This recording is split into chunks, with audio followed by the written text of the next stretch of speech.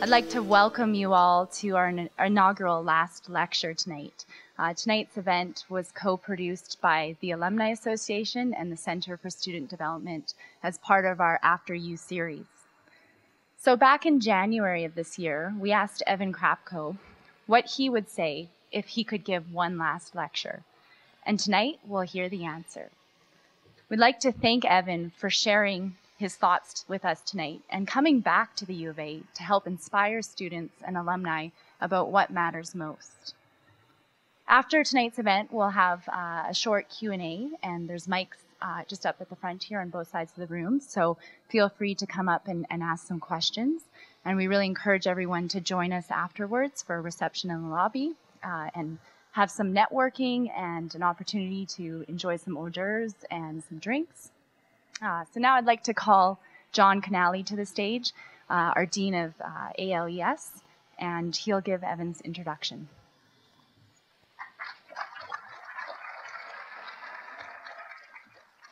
Thank you, Kirsten, and good evening, ladies and gentlemen. We're always very proud of our graduates, our alumni from our faculty, and Kirsten is one of those. So it's nice to see you doing so well, Kirsten. A special welcome this evening to the Chrapko family and also to the Catelco family. There's a big delegation of them up front here, so welcome to this special occasion. So it's my great pleasure, ladies and gentlemen, to introduce our special speaker tonight. Evan graduated with a BCom from the University of Alberta in 1988 and earned his Chartered Accountant designation. While attending law school at Columbia University in New York City, he heard from an Edmonton acquaintance about a software company that was about to go bankrupt. He came back to Alberta, and together with his brother Shane, who is also here tonight, Shane is up front here, they turned the company around, quadrupling the company's revenues in 2 short years. Pretty good achievement. So it was the beginning of a highly successful career, which was inspired by a man who came to dinner at the Chrapko farm in Two Hills, Alberta. When Evan was growing up on the farm, hunters would regularly ask his father if they could hunt on the land. Victor always obliged, as long as the hunter fulfilled 2 conditions. The first, they needed to come back that evening to have dinner with the family. And the second condition was that during the dinner, they would talk about what they did for a living. It was during one of those dinners that an American man told the family he was a turnaround specialist. In his case, he turned around a failing car dealership, and this particular conversation caught young Evan's attention and filled his imagination as he realized he could make a career out of turning around these companies. So after his first successful turnaround, he and his brother Shane moved to Toronto and started their own software company, DocSpace. Living in a low-income housing project that doubled as the company's headquarters and eating a lot of craft dinner, very nutritious, I'm sure, with vegetables grown in their garden, so you could see that they were attached to the land in a very strong way. So they both and the company staff developed a web-based file delivery and storage system. And a few months into this, they were offered $12 million for the company. And the deal was just about done when the sellers tried to change the conditions at the last minute. So Evan decided this wasn't a great idea and decided to walk away from the project. And it turned out to be a very wise move, as 2 years later, they sold the company for $811 million. Pretty good markup in that space of time. So the deal made instant millionaires of about 40 people who had invested in DocSpace. And since that time, Evan certainly has not rested on his laurels. He contributes extensively to his community. He was a member of the Premier's 2007 Royalty Review Panel. He's a past executive of the Alberta chapter of the International Young Presidents Organization and a former 8-year member of the board of the Canadian Institute for Advanced Research. Evan has won a number of awards, including the Early Achiever Award from the Institute of Chartered Accountants and a Leafy Award alongside Jeffrey Skoll, who is the founder of eBay, for their contribution to high technology. Since the sale of DocSpace, Evan has been involved in several more technology turnarounds and startups. He has also diversified his business interests. He's a principal in one of the world's most northern wineries, Birds and Bees Wine Farm, near the family farm in Two Hills.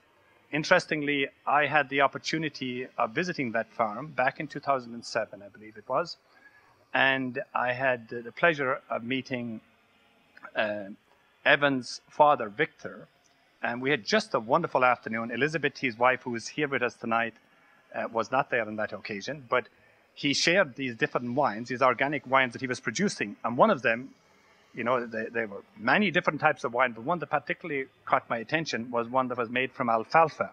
Now, I don't think that probably many of you have had wines that have been made from alfalfa, but it certainly had an interesting taste, and it was just a beautiful occasion. And Edith, who is here tonight, was with me on that occasion.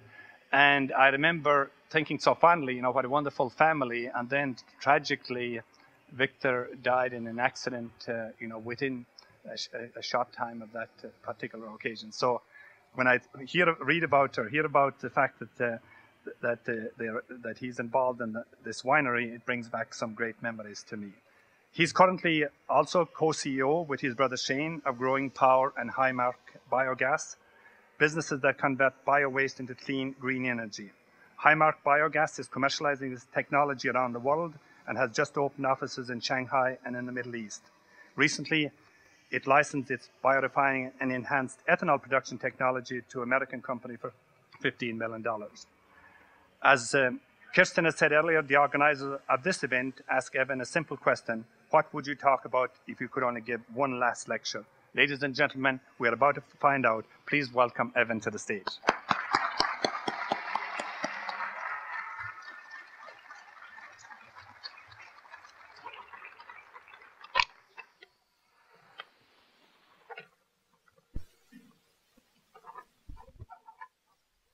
It's an honor to be here. Thank you for having me and for investing this Thursday evening at the Tim Center. Thanks to Kirsten and Jason Cripps for the idea to ask me to be the first, your inaugural last lecturer. And to Dr. Kennelly, thank you for that warm introduction. You've been a great friend and supporter of both the Kotelko and Chrapko families. We're very grateful for that. Dean Kennelly has even participated in some sales calls that we've had when we've brought people in to Edmonton from overseas, and he's been just a fantastic supporter of Spring Creek Ranch, the natural beef that Bern and Mike and their families produce, as well as the Birds and Bees Winery. We're proud to say in both cases, both families producing natural and non-chemical based food for the world, and as such, probably among the most northern in the world doing it. And in the case of the winery, one of very few in the world that are certified organic. So hopefully all of you get or have already tried both of those made in Alberta offerings. By show of hands, just to understand the audience, how many here have attended classes at the U of A?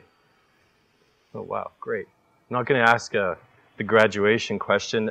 I noticed when I'm walking back on campus now in middle of April, there's a distinct feel. It's that same familiar mix of relief that all the papers are in and the classes are mostly over and the labs are done, but the dread that's also for those who haven't finished the final exams. You can kind of feel it in the air. That's kind of neat. So we're one big happy family here. Many of the people that you've already heard about, and that some of whom you'll be meeting a little later tonight, are U of A alum. But what I'm going to do is put you to work just briefly, since most of you have already been here in sounds like a student's capacity or professors. I'm going to ask that you take just 30 seconds. This won't be long and it won't be hard, so probably the easiest lecture you've had all year. To confer with whoever's seated next to you, and if you're not comfortable doing that, you can keep it private, or think about, if you were standing on this stage now, what would you be saying to this big U of A family? I'm going to stop talking and let you talk amongst yourselves for the next 30 seconds or so.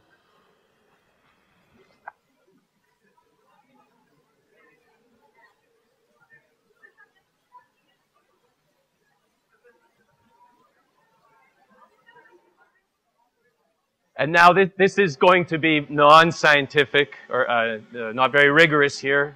So randomly, based on who I can hear the easiest or first ideas, I'm going to try and write down 3 or 4 key words about what the topic would be if certain of you were up here.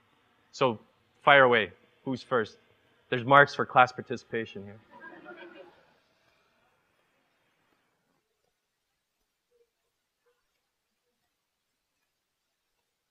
All right.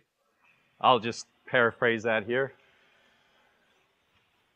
Anyone else?